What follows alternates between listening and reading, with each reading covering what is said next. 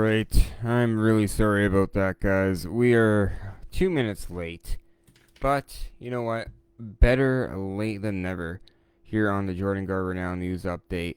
And yesterday we discussed a lot of topics. We actually discussed the trading cards being in, which you can still get. They're available $2 each.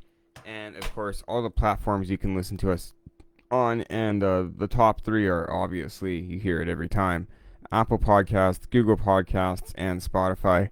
We also talked about the 90s independent wrestling product. A lot of good stuff going on in terms of that, as well as interacting with listeners and viewers. We did a lot of that yesterday. Now, we're only doing the one stream this time. We're only going live on the live Facebook page. So be sure to check that out. You know, I try to provide one of these to you each and every day. And since their return, we have been A-OK and A-successful. But,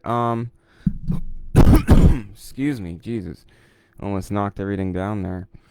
But, two things we were talking about now.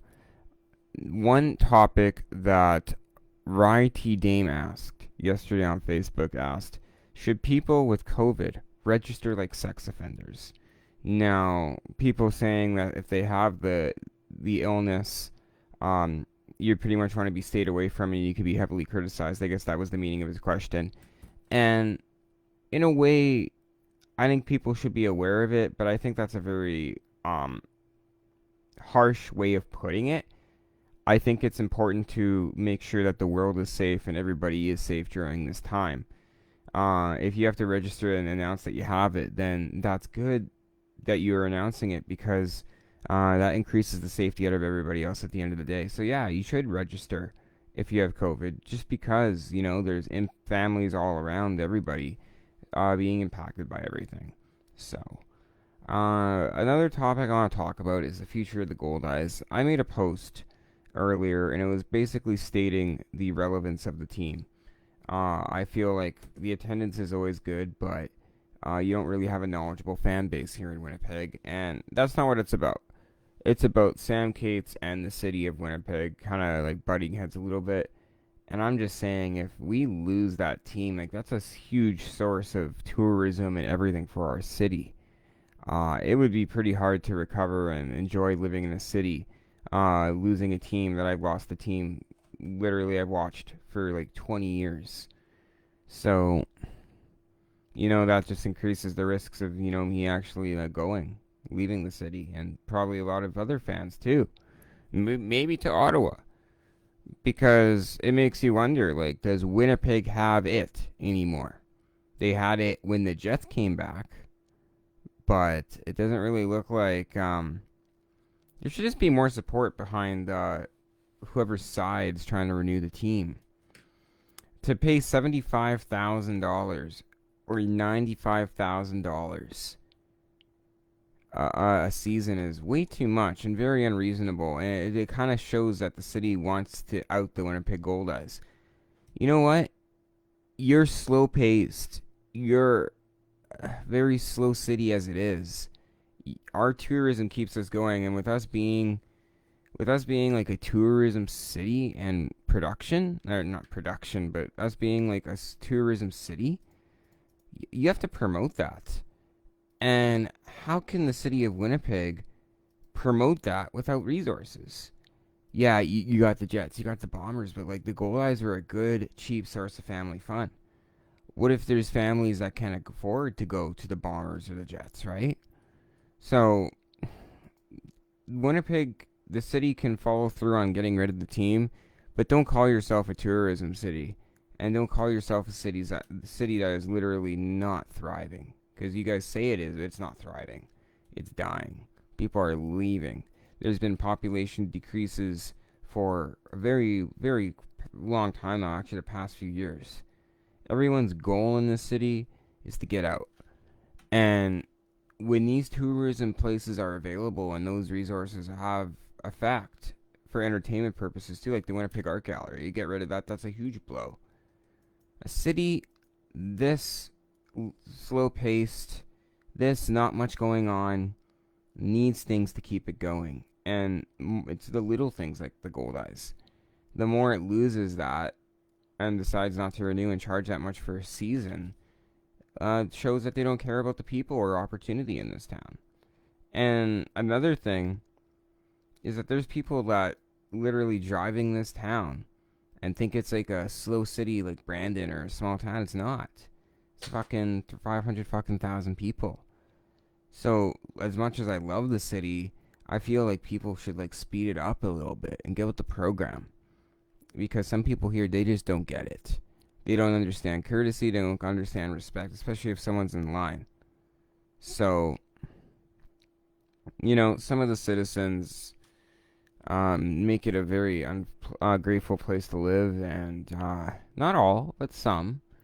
And some of the things going on make it even crappier. So when you have those two things in effect, and you lose tourism expenses and sources of entertainment to keep a city that's as dumpy thriving, you're going to run into problems. You're just going to have more people leave.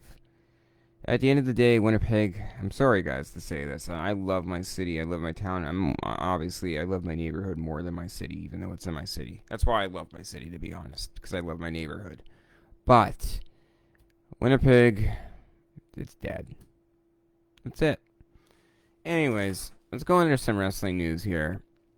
What should we talk about? Retribution. There's a lot of negative reviews on that. Let's not get into that, because I'm not gonna tell you guys I told you so, but hey, I told you so. Everyone else hates them too. Anyways, Brandy Rose versus Anna J. Anna, not Anda. Anna J. Check that out. That's an amazing match. Actually, I checked out. I love it on Late Night Dynamite. And then they have news if Aaliyah Mysterio will wrestle for WWE. There's been a lot of talks with the storyline that she's been in with Seth Rollins and the Mysterio family, and there is some speculation, according to Meltzer, that Aaliyah will be pursuing an in-ring career with WWE, but apparently that is not the case. She'll just be working as an actress on WWE TV to enhance the storyline and enhance the effects. So more news in that development coming up. And Ken Shamrock takes a shot at WWE Raw Underground. And he was a guest on the Dropkick podcast, and he said he likes the concept, but he says, quote, "It's funny how you look at that and think to yourself, the thoughts that these wrestling fans have as far as what they think is real and isn't real is very minor when it comes to pro wrestling. Well, you think with WWE and what they're doing with Raw Underground, it's like, hey, let's find out if we think it's what we like and if we can start doing these predetermined outcomes.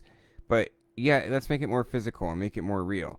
They're going to find out the same thing we did over in Japan, that it's much more exciting when you're watching a movie that you can't tell whether it's real or not real." That was quote from Ken Shamrock himself on WrestlingInc.com. I love Raw Underground, and I love that speculation because, in my opinion, that's what professional wrestling is all about. By far, hands down, bar none. Anyways, other topics. We discussed the Goldeyes, we discussed the pandemic, and I think that's going to cover it. I think we're going to wrap things up for today, but be sure to check out our episode of Jordan Garber Now every single Friday at 5 p.m. Central.